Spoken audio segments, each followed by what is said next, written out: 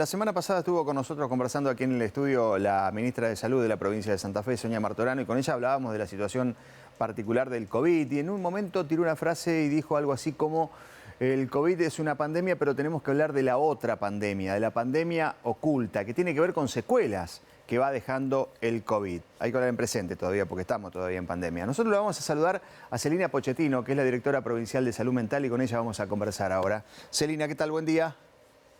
Buen día, Ángel. Bueno, ¿Cómo honestidad, les va? honestidad brutal. No sé por dónde empezar, porque son tantas las preguntas que nos gustaría hacerte. Pero bueno, vamos a tratar de ordenar un poco la situación y emparentar lo que decía en el comienzo, ¿no? Que tiene que ver con el COVID, con la situación actual. 2 años y medio prácticamente de pandemia.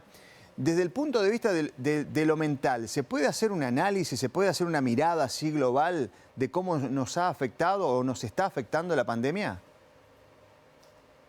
Bueno, sin dudas, la pandemia vino a afectarnos fundamentalmente en nuestra vida cotidiana, en nuestros lazos sociales, y eso tiene efectos en nuestra salud en general y en nuestra salud mental. Pero también tenemos que decir que vino a visibilizar, digo, la pandemia sirvió para visibilizar la problemática de salud mental, que por supuesto es preexistente y es una cuestión de nuestra vida, que es parte de lo que nos ocupamos, digamos, en particular desde la mirada de la salud, pero parte de la vida cotidiana, ¿no? No siempre pensando en lo psicopatológico, en lo problemático, sino en la vida de cada uno y cada una de nosotros.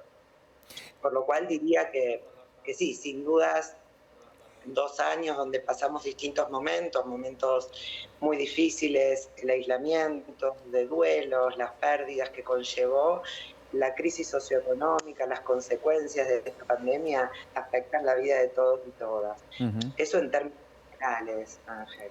Sí, hablabas y nombraste una palabra que me parece clave en todo esto, que tiene que ver con lo que padecimos o vivimos, que es el aislamiento. Uno como ser humano, como sujeto social, necesita comunicarse y de pronto sintió que necesitaba aislarse del mundo. ¿Y eso cómo nos repercutió?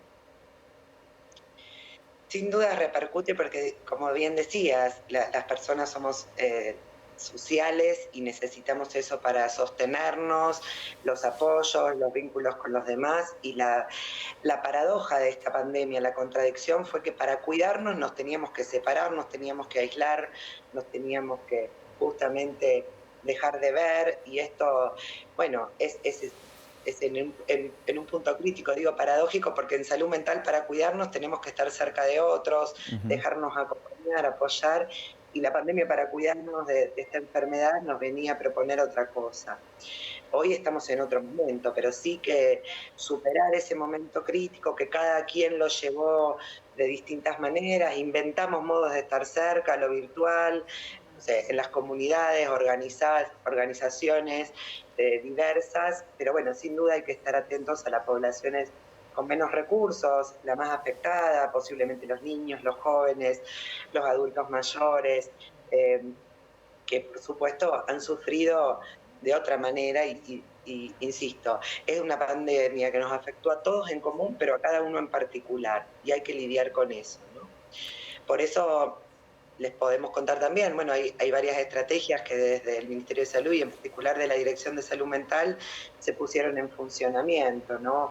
Se puso en funcionamiento un equipo de salud mental en el 0800 que pudimos llamar ProCovid, que sigue estando a disposición Ujú. para la comunidad, para quien se ha sentido particularmente mal, afectado, solo, para poder contar con herramientas de acercamiento, aunque quiero decir y es una oportunidad muy importante hablar con ustedes, que todos y todas podemos cumplir una función de acompañar a alguien que está afectado, no solo los equipos de salud con formación específica en salud mental, ¿no? Todos cumplimos una función estratégica, les debe haber pasado a ustedes en el trabajo, con sus referentes afectivos, en la familia, que hemos tenido ocasión de estar atentas a alguien que no le está pasando bien. Y eso es muy importante para el mensaje a la comunidad, ¿no? La función que todos tenemos de poder acompañarnos. Sin dudas. Y en cuanto a las políticas de salud y de salud mental concretamente, ¿la pandemia obligó a hacer un redireccionamiento de las mismas?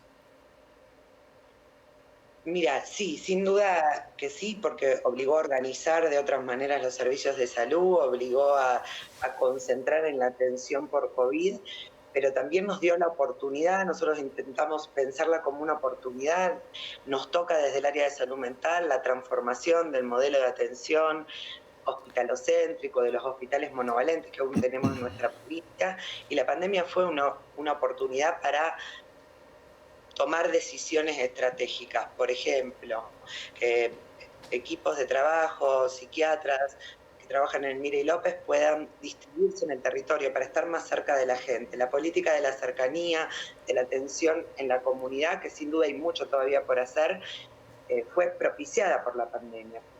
También la pandemia vino a señalar que no teníamos que estar todos juntos, no estar concentrados, que estar más cerca de la gente y menos cerca, en este caso, de los hospitales, que los tenemos que tener para los momentos críticos.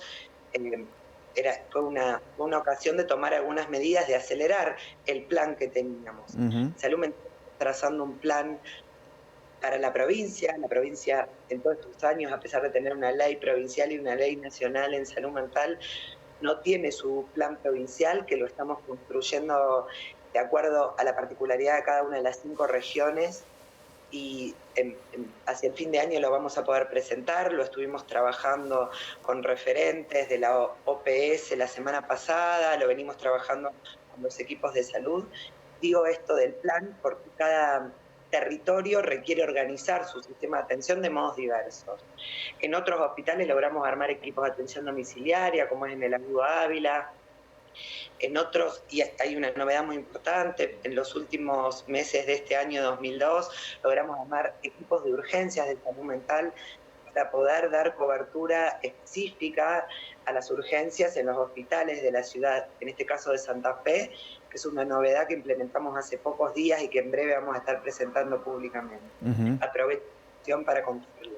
Está bien. Y aprovecho a la experiencia que tenés en este trabajo de salud mental y siempre te lo relaciono con lo que tiene que ver con la pandemia, porque por ahí hay imágenes que son demasiado fuertes que nos van dejando estos años, ¿no? Digo, si hace 2 años y medio alguien veía a alguien por la calle con barbijo, lo miraba diferente. Hoy miramos diferente al que no está usando barbijo. Algo nos ha cambiado. Pero no sé, digo otras imágenes, por ejemplo, ver lugares vacíos que habitualmente están colmados de gente, en la pandemia no se podía hacer, los hospitales abarrotados. Bueno, toda esa situación nos volvió en general más temerosos, más débiles. Mira, yo creo que los miedos, las debilidades de cada uno de las personas siempre están. Quizá la pandemia, insisto, funcionó como una lupa, nos puso sobre la mesa que somos sensibles a los cambios de época, a los cambios de hábitos, a los modos de organizarnos en lo social. También puso de relieve nuestros potenciales, nuestra capacidad de organizarnos, lo que nos pone el Ministerio de Salud de desplegar todo el plan de pandemia, pone también de manifiesto nuestras herramientas y creo que en eso hay que hacer hincapié. Nuestra capacidad como sociedad de organizarnos y de generar, sí creo, nuevos modos del cuidado. No solo los barbijos, las medidas de distanciamiento, nos obligó esta pandemia, sino nuevos modos de cuidarnos en este sentido de la salud mental, ¿no? Cómo estar más atentos a nuestros grupos cercanos, a nuestros referentes afectivos, a nuestros familiares, a que a alguien le esté pasando mal, tener pautas de alarma, generar estrategias de estar cerca, como venía diciendo. La escuela, nosotros venimos articulando mucho con el Ministerio de Educación, con distintas instancias, porque la escuela tienen que ser espacios cuidados, donde están nuestros niños, niñas, estar atentos a sus modos, haber transitado estos 2 años. Ustedes saben que la socialización es clave para el desarrollo de los niños y niñas, y ellos sufrieron casi 2 años de otros modos de tener que transitar por la formación, por la educación, ese espacio privilegiado de socialización que es la escuela, que fue afectado. Entonces, sin duda creo que sí nos afectó porque cambió nuestro cotidiano.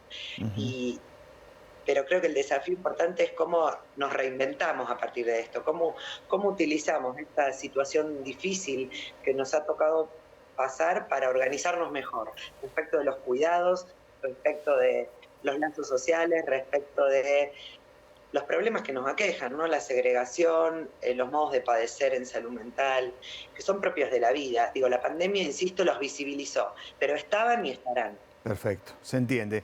Por último, porque lo mencionaste, un 0800, esa vía que otorga el Estado para quien la necesite como ayuda. ¿Lo mencionamos?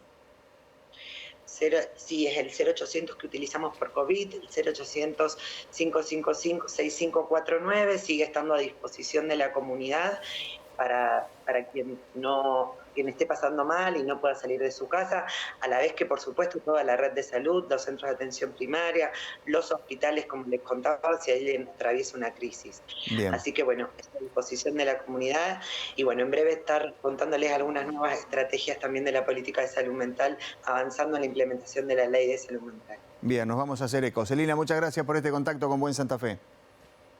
Muchas gracias a ustedes, Ángel. Buen día.